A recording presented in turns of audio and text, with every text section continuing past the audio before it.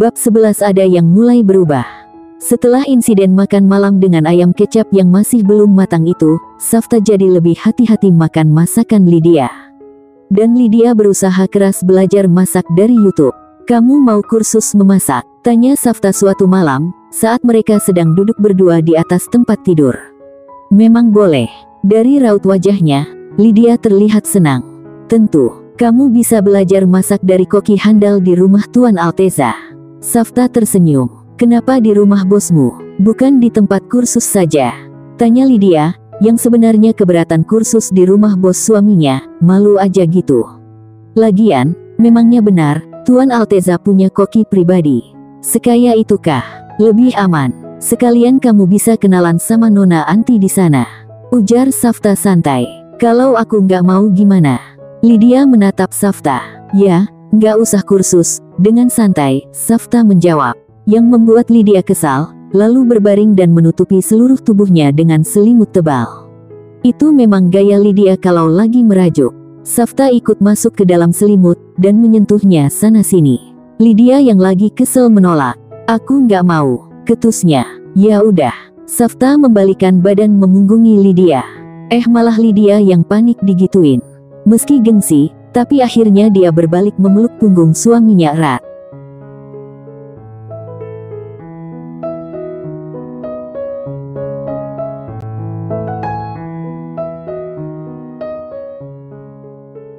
"Aku ingin dong dibujuk-bujuk, malah aku sendiri yang gak tahan didiemin, dan akhirnya tetap aku yang mengalah," jerit Lydia dalam hati. Atau mungkin, Lydia memang kalah. Ya, selalu kalah dengan Safta. Jadilah malam itu terjadi hal yang memang seharusnya terjadi. Olahraga malam yang menyenangkan.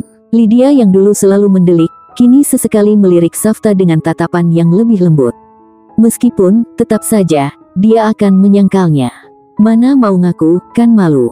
Dan yang paling aneh, Lydia kini mulai sering merindukan suaminya, saat Safta pulang lebih malam atau bahkan kadang tidak pulang karena urusan pekerjaan yang tidak bisa di-cancel. Dan lagi-lagi, tentu saja, Lydia tidak akan pernah mengakuinya. Gengsi. Suatu malam, Lydia sedang duduk di ruang tamu sambil membaca novel romantis kesukaannya. Safta, yang sejak pulang kerja berkutat dengan laptop di ruang tamu menghampirinya. "Lid," panggil Safta, lembut, sambil duduk di sampingnya. Tanpa menoleh, Lydia menyahut, masih fokus pada bukunya. "Kok cuma merengkuh bahu Lydia dan mengecup pipinya kilat. Lydia mencebik tanpa menoleh. "Kesel aja, masa pulang kerja masih juga kerja. Dan istri secantik dirinya malah dianggurin. Digimanain gitu? Aku ganteng nggak?" Lydia menoleh dengan ekspresi datar. "Hah?" Safta mengangkat alis. "Aku ganteng nggak?" Lydia mendelik. "Kenapa tiba-tiba nanya gitu?" Safta tersenyum kecil. "Cuma mau tahu aja bagaimana pendapat istriku." Lydia mendesah panjang, lalu kembali membaca. "Kalau aku jawab enggak, kamu kecewa." "Enggak, karena aku tahu aku ganteng," kekeh Safta. Lydia hampir melempar bukunya ke kepala Safta.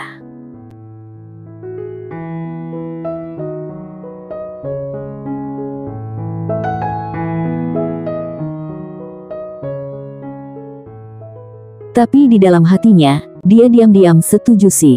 Masalahnya, dia masih terlalu gengsi untuk mengakuinya. Enak saja kalau dia bilang ganteng, yang ada makin besar kepala Safta. Suka muji diri sendiri. Dasar narsis, ketus Lydia. Setidaknya, masih banyak wanita cantik di luaran sana yang bilang aku ganteng dan sering minta jadi sugar babyku. Safta mengedipkan sebelah mata, untuk menggoda Lydia. Dan hal itu, sukses membuat Lydia kesal. Lalu melempar buku sembarangan dan mulai menghukum Safta. Hukuman yang membuat Safta keringetan sepanjang malam. Dan begitulah mereka. Lydia si ketus dan Safta yang suka menggodanya. Dulu, kalau ada suara gaduh di rumah ini, pasti karena Lydia sedang berperang dengan semesta. Bisa karena langit terlalu mendung, atau karena sendok jatuh ke lantai dengan suara yang menurutnya tidak menghargai keberadaannya. Tapi akhir-akhir ini, sumber kegaduhan itu lebih spesifik, Safta. Dan lebih spesifik lagi, mereka berdua. Safta bukan tipe orang yang gampang menyerah.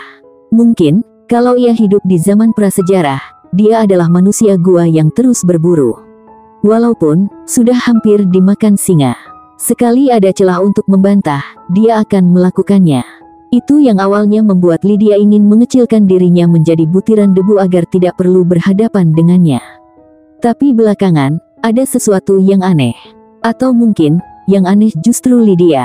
"Kamu tuh ya, keras kepala banget," kata Lydia sambil menaruh gelas di meja dengan lebih bersemangat daripada yang dibutuhkan. "Sama kayak kamu," jawab Safta santai, mengangkat bahunya. "Makanya kita cocok." Lydia mendelik. "Cocok buat apa?" "Buat Perang Dunia Ketiga."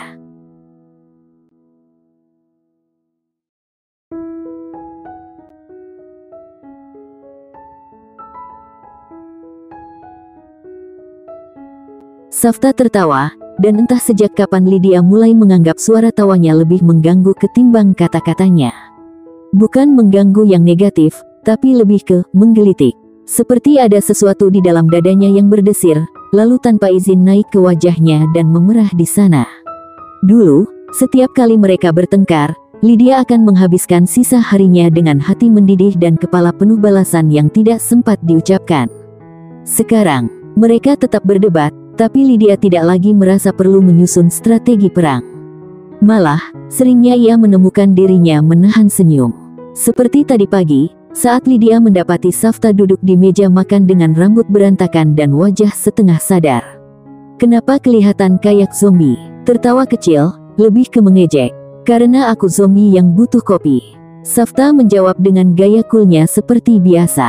"Dan aku yang harus membuatkannya, begitu?" Lydia mencebik, dengan nada malas. "Iya dong, kan kamu istriku yang cantik plus baik," sahut Safta menggoda. Lydia mendengus, tapi tetap membuatkan kopi untuknya. Safta sebenarnya jarang minum kopi. Hanya sesekali, dia lebih suka minum susu coklat, kayak anak kecil. Dan ketika melihat mata Safta yang berbinar seperti anak kecil yang baru saja diberi hadiah, Lydia merasa ada sesuatu di dalam dirinya. Untuk alasan yang tidak masuk akal, ikut berbinar juga. Dia menggeleng cepat, menepis pikiran itu. Tidak, ini hanya terbiasa. Iya, itu saja. Seperti kebiasaan memakai sandal di dalam rumah, atau menyimpan barang di tempat yang sama supaya tidak lupa. Kehadiran Safta hanyalah sesuatu yang mulai menjadi kebiasaan. Kebiasaan yang sebenarnya dia harapkan sejak lama, lebih tepatnya sejak remaja kecil atau bisa dibilang anak-anak.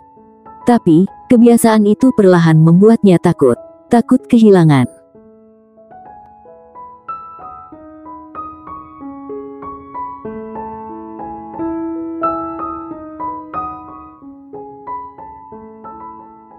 Tapi kalau benar tidak ada yang berubah, kenapa sekarang ia lebih sering tertawa daripada marah? Dan kenapa setiap kali Safta pergi, rumah terasa lebih sunyi dan rindu? Seminggu berlalu dari malam itu, malam saat Safta menawarkan kursus untuk Lydia. Dia belum memutuskan mau atau tidaknya kursus di rumah Alteza. Tapi, pagi ini Safta bertanya, "Jadi nggak kursusnya?" "Mau, tapi jangan di rumah bosmu lah, nggak enak." "Malu," jawab Lydia. "Bagaimana kalau kamu ikut aku dulu ke rumah Tuan? Kenalan sama Nona Anti dan Koki di sana. Setelah itu kamu putuskan lagi." Safta memberi masukan yang dirasa cukup bagus juga. Lydia diam sejenak, tampak berpikir keras. Dipikir-pikir lagi, boleh juga. Sekalian ingin tahu wanita yang namanya Anti. Istri bos suaminya yang berhasil membuat seorang Alteza bucin.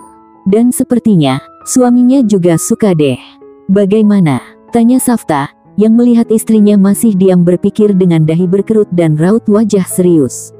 Lydia menatap Safta. "Boleh juga." Dan jadilah mereka merencanakan besok malam untuk pergi ke rumah Alteza. Sekalian, Safta ada kerjaan katanya. Yang membuatnya berubah pikiran adalah karena ingin bertemu dengan Anti, wanita yang diduganya pernah disukai oleh Safta, suaminya.